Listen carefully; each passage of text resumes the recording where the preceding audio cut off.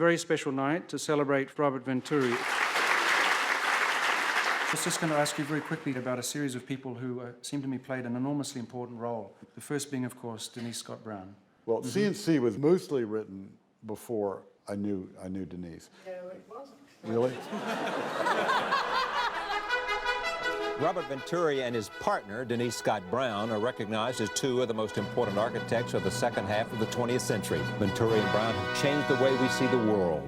It was as though you had a single mind. There's Bob Venturi, there's Denise Scott Brown, and then they have the unique being of Bob and Denise. I think there were a lot of people who resented the fact that Bob and Denise kept themselves apart from the establishment, that they were these intellectuals who weren't going to sell out, who wanted to stay in Philadelphia. And some of it, I think, was about her as a woman.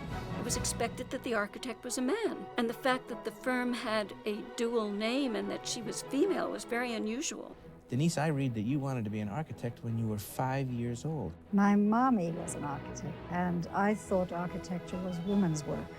Herbert Mouchon said if the Pritzker were as distinguished an award as it's cracked up to be, it would be a scandal that Venturi had to wait in line and that the prize was not made jointly to Scott Brown, his partner for 25 years. We were the rebels in the profession, and it was sort of a great atmosphere. We were a bunch of revolutionaries, and anyone who was against us was against change, against everything that was good. This building, this design has been accused of being pastiche. It is pastiche. That is one of the main ideas of it. There's something rather homespun about the Venturis as a couple. That painting, you know, American Gothic, two of them sort of looking straight at you, but being very much themselves. Are you the father of postmodernism? No. Denise once said, Freud was not a Freudian, Marx was not a Marxist, and Bob was not a postmodernist. Of course, I didn't say that. I said, and we are not postmodernists.